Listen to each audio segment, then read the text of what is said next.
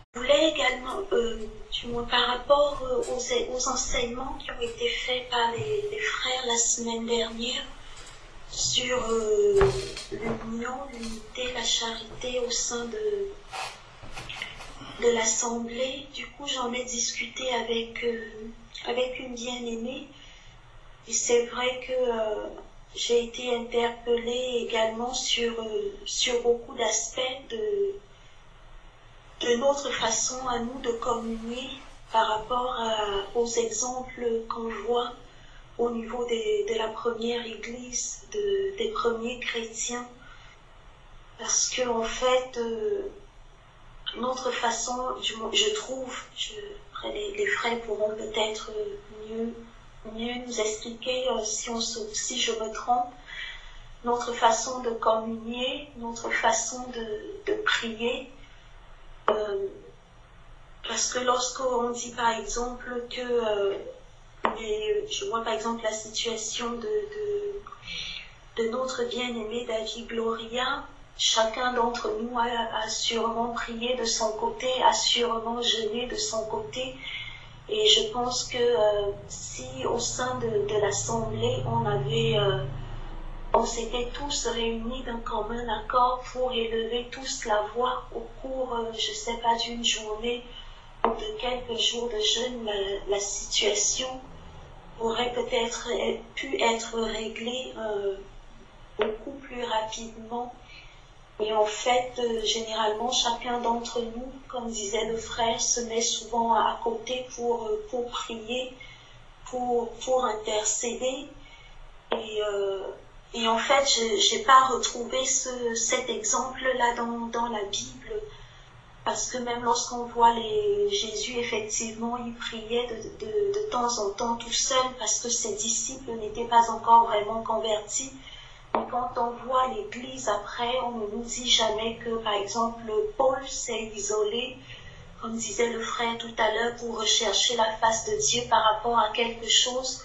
Quand ils sont montés dans la chambre haute pour recevoir le Saint-Esprit, ils étaient tous en commun accord dans le même lieu. Et personne qui ne s'est isolé de son côté pour dire qu'il allait prier. Peut-être même qu'il y en a d'autres, quand Jésus a dit que le Père enverrait, qui n'étaient pas là, qui ont peut-être prié de leur côté. Mais Dieu a envoyé le Saint-Esprit à ceux qui étaient unis d'un commun accord dans un même lieu et qui élevaient tous la louange d'un même cœur.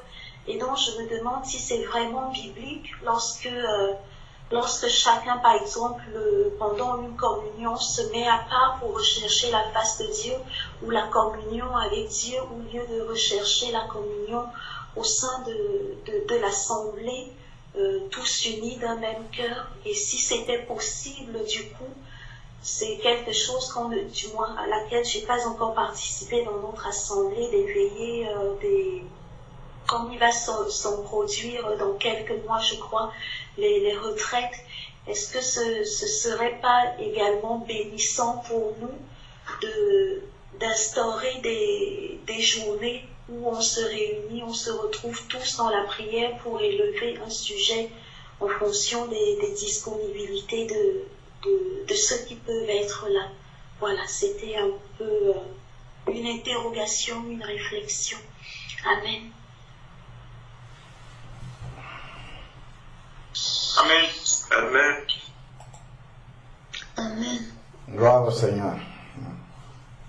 Quand nous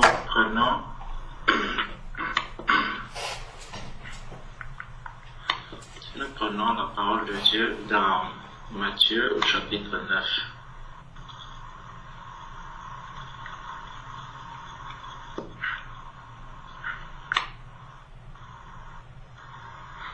Matthieu chapitre 9.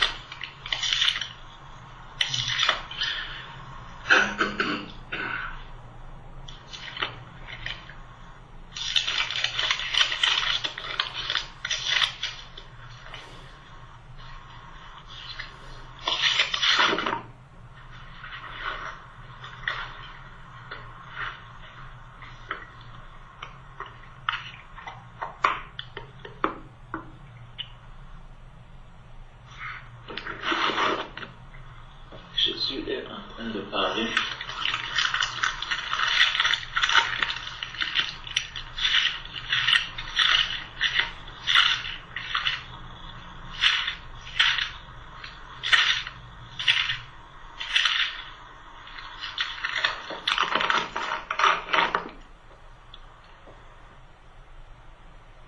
À partir du verset 14. Alors les disciples de Jean vinrent auprès de Jésus et dirent: Pourquoi nous et les pharisiens jeûnons-nous, tandis que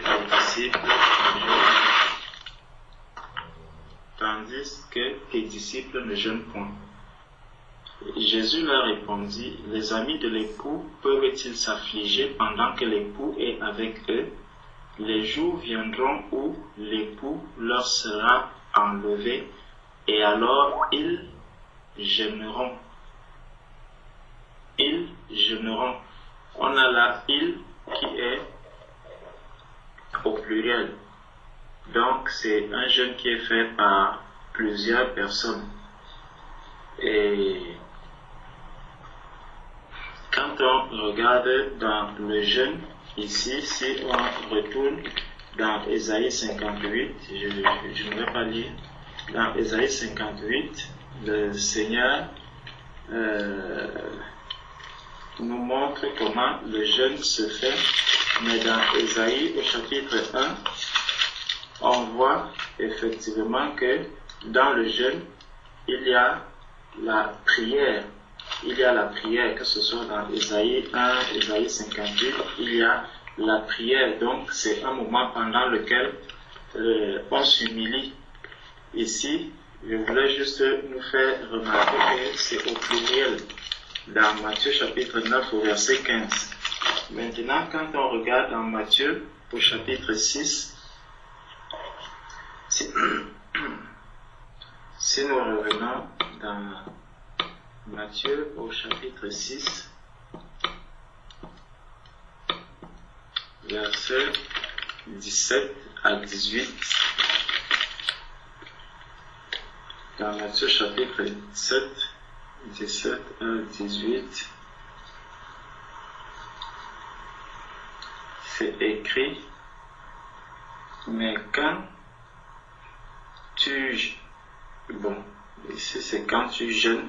Dans d'autres versions, c'est quand tu pries. Lorsque vous priez, ne soyez pas comme des hypocrites qui aiment à prier debout dans les synagogues. Dans d'autres versions, c'est mais lorsque vous jeûnez. Lorsque tu pries, je vais lire ici dans cette version-ci.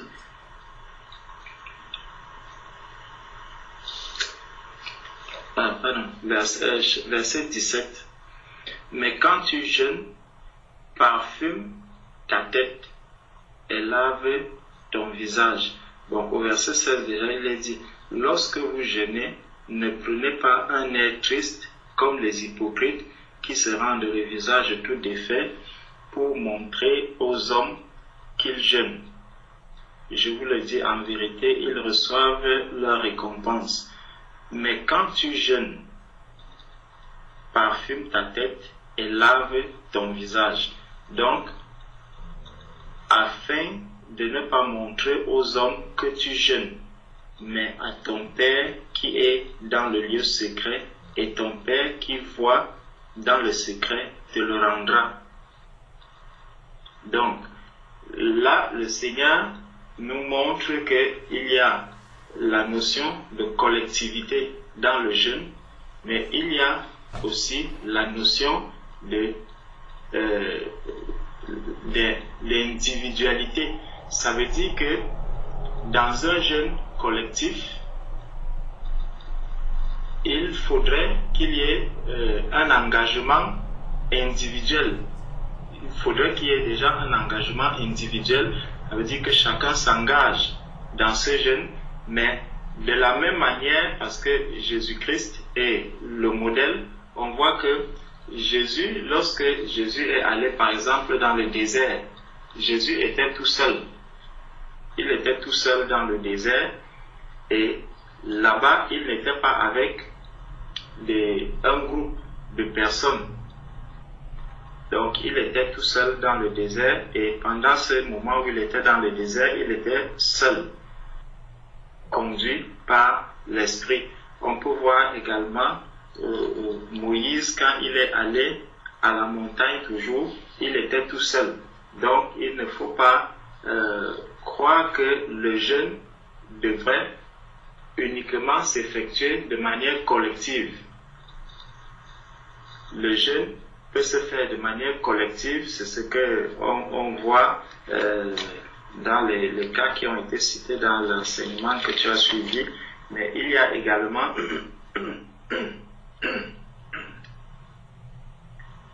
ça c'est lorsqu'il y a des moments où on peut prendre des moments de jeûne collectif, mais il faudrait aussi que chacun individuellement dans la consécration, dans sa marche avec le Seigneur, parce que la recherche de la relation, le rapprochement qu'on a vis-à-vis du Seigneur, il peut arriver qu'on puisse s'arrêter, et lorsqu'on veut s'arrêter, c'est normal. En réalité, c'est la vie normale même du disciple. Un disciple doit continuellement être dans cet élan de jeûne et de retrait. De retrait devant le Seigneur, ça lui permet d'avancer et ça lui permet de corriger certaines choses et d'avancer.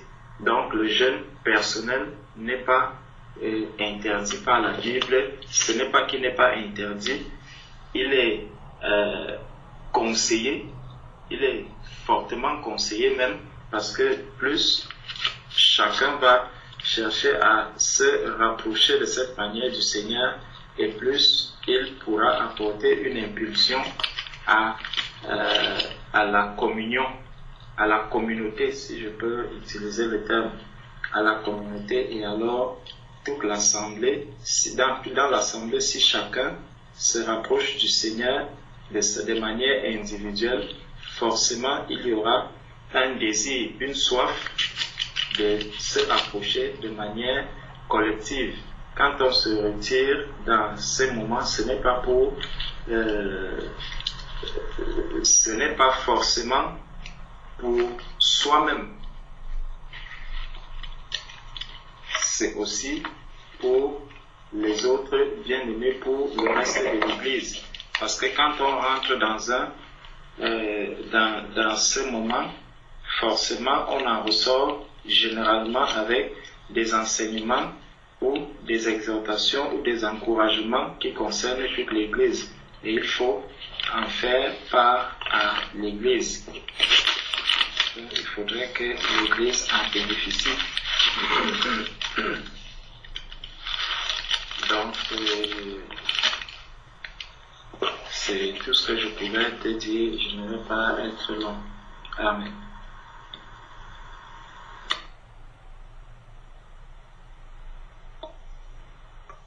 Amen, mon frère. Amen. Amen.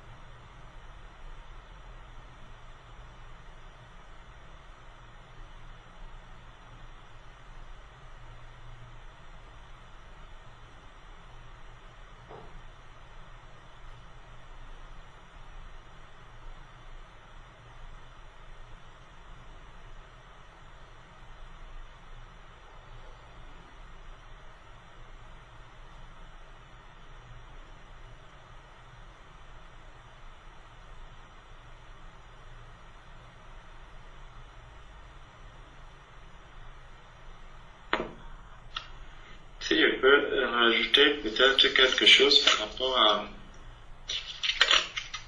ce que je disais, c'est qu'il faut bien comprendre les raisons pour lesquelles le constat qui est fait, c'est qu'on se rend compte, beaucoup de personnes généralement, quand aujourd'hui on entend quelqu'un dire « je vais chercher la face du Seigneur », la personne va chercher la face du Seigneur et au lieu de ramener donc ce que la personne a reçu devant la face du Seigneur, généralement ce qu'on constate c'est que la personne en fait est en train de partir. Et c'est là que se situe le problème. C'est que là on n'est pas sincère. Il y a un manque de sincérité. Au lieu, par exemple, si il y a, je constate qu'il y a quelque chose qui ne va pas, ou si j'ai un problème avec les bien-aimés, au lieu d'en parler, je vais plutôt dire, je vais chercher la face du Seigneur. Et quand je vais chercher la face du Seigneur, en ce moment-là, la personne part et parfois tu n'en entends même plus parler. Les mois passent, mais comment tu as dit que tu cherchais? Est-ce que le Seigneur t'a déjà parlé? Est-ce que tu es toujours? Non, je prends un peu un moment de retrait avec vous et finalement on voit la personne qui n'est même plus là, vous essayez de prendre des nouvelles, la personne est complètement déjà partie. C'est là que se situe le problème. Le problème ne se situe pas au niveau de chercher la face du Seigneur. On peut bien se mettre en retrait, jeûner, passer du temps dans la présence du Seigneur. Beaucoup au milieu de nous le font, mais ils sont toujours là. Donc le problème, ce n'est pas de voir si plus tu auras ce rapprochement avec le Seigneur, si tu es sincère dans ta marche, il ne faut pas aller devant le Seigneur parce que j'ai des problèmes avec Patricia. Si je vais au devant du Seigneur parce que j'ai des problèmes avec Patricia, la Bible ne me recommande pas de le faire. Par contre, Matthieu 18 dit, si ton frère a péché contre toi, va et prends-le la seule. C'est ça que la parole de Dieu dit. La parole de Dieu ne dit pas que si tu as un différend avec ton frère ou ta soeur, va devant la face du Seigneur. Ça, c'est un jeûne qui ne tient pas devant le Seigneur. C'est une mauvaise motivation pour aller au devant du Seigneur. Donc, il faut aller devant le Seigneur pour chercher une direction du Seigneur, pour chercher un moyen d'écouter le Seigneur, d'entendre le Seigneur. Et lorsque le Seigneur t'a parlé, tu dois ressortir de là ayant reçu quelque chose qui va t'aider à continuer la marche, à rectifier la manière dont tu marchais et tout. C'est à ça que ces moments de retrait peuvent nous aider. Ce n'est pas que je vais devant le Seigneur parce que je ne m'entends plus avec tel, parce qu'il y a des choses que je ne comprends pas, ou ceci, je dis, je vais me retirer. Non, c'est pas ce que le Seigneur demande. Donc, il faudrait que les gens soient sincères. L'Église doit être sincère. Cette sincérité manque à l'Église. Et beaucoup prennent le prétexte de dire, je vais chercher la face du Seigneur pour se retirer. C'est pas une bonne manière. Donc, voilà ce que moi je peux te dire. Que Dieu te bénisse. Amen. Amen. Amen. Amen, mon frère et sœur. Amen. Jésus.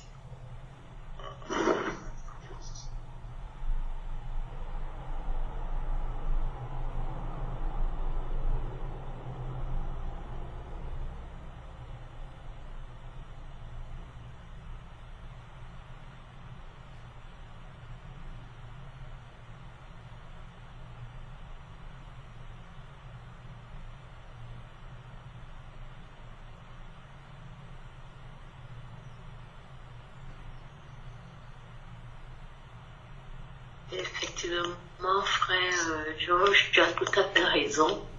Il m'est déjà arrivé d'envoyer des messages afin de prendre des nouvelles des uns et des autres frères et sœurs. Et n'ayant pas de réponse, bon, je renvoie un message en sachant éventuellement s'il y aura un problème. Et souvent, je cherche la face du Seigneur et le temps passe et la personne ne revient toujours pas. Bon, et l'éloignement se situe enfin dans la relation. Effectivement, il faut que nous apprenions à être honnêtes les uns les autres. Si mon frère, si ma soeur a posé un acte qui m'a blessé, autant le dire pour pouvoir avancer. Et peut-être même que le frère ou la soeur, en posant cet acte-là, ne s'est pas rendu compte qu'il ou elle a blessé l'autre. Donc comment est-ce qu'on peut avoir une bonne relation si on n'est pas au courant de ce qui a été fait? Et comme je dis souvent, il ne faut pas, le Seigneur n'est pas c'est pas un jouet pour nous. On doit vraiment rester correct aussi bien avec notre Seigneur qu'avec nos frères et sœurs. Et on ne doit pas prendre la parole pour prétexte. Il faut plutôt régler les problèmes et ne pas prendre ce genre de sortie échappatoire alors qu'il y a un problème qui est présent. Soyez bien.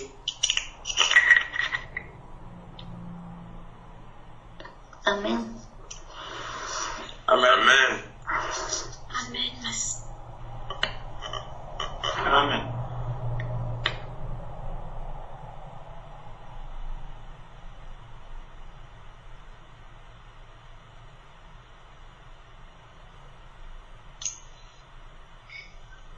Bonsoir frère Georges, que Dieu te bénisse.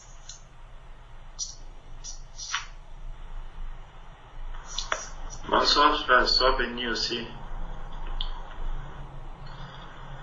Embrasse ma soeur. Amen. C'est Amen. mon frère.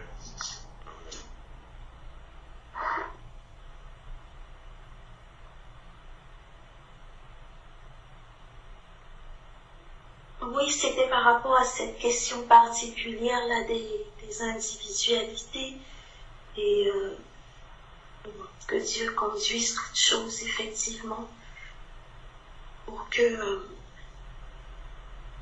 nous sachions mourir en nous-mêmes, faire ce qu'il y a à faire et puis nous laisser conduire par Dieu, tout en essayant de maintenir, me semble vraiment important de maintenir l'unité au milieu de l'assemblée, au milieu de l'Église. Effectivement, si on attend que les moments de communion fraternelle ou les moments de jeûne en commun pour prier, effectivement, on n'aura rien à ramener. Cela est vrai, effectivement.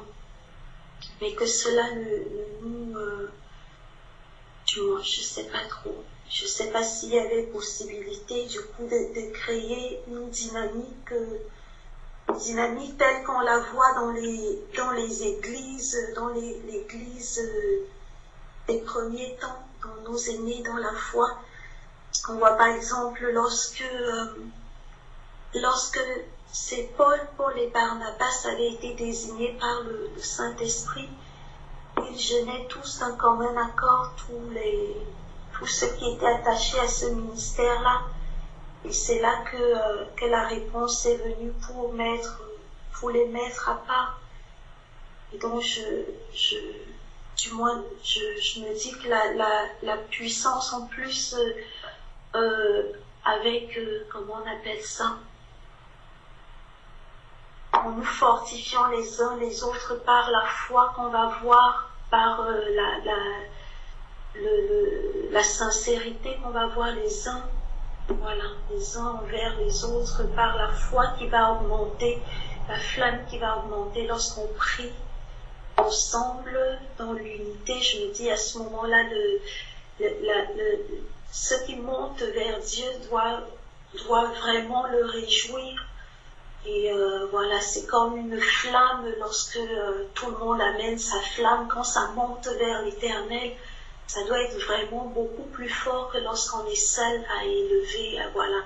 Lorsqu'on a sa flamme tout seul, du moins c'est, je sais pas. Je sais pas. Voilà. Amen.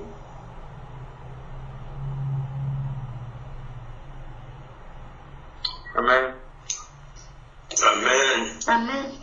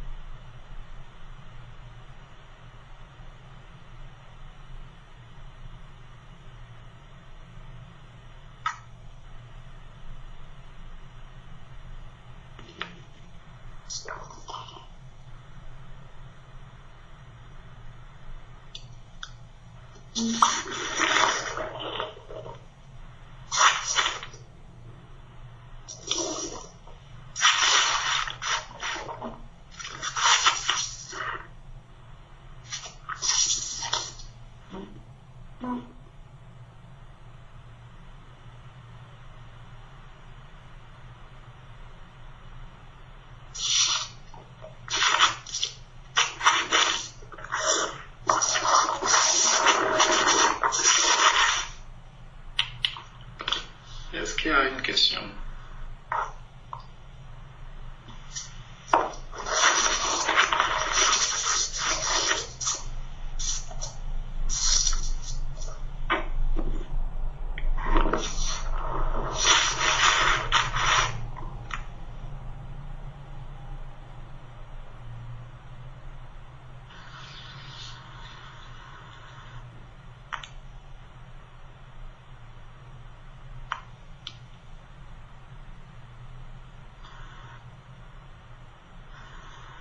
Est-ce qu'il y a un sujet de prière?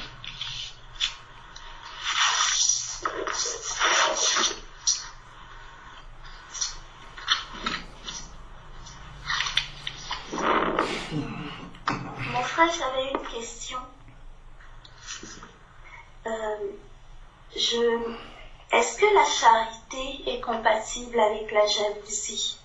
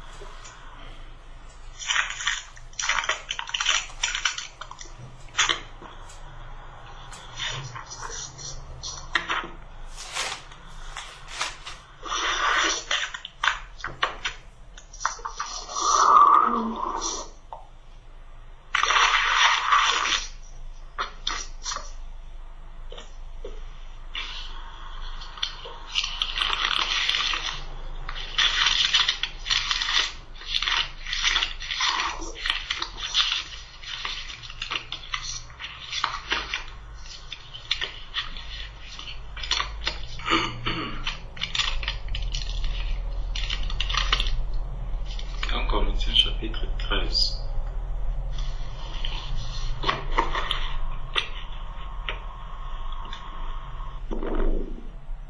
C'est lui qui nous parle de la charité.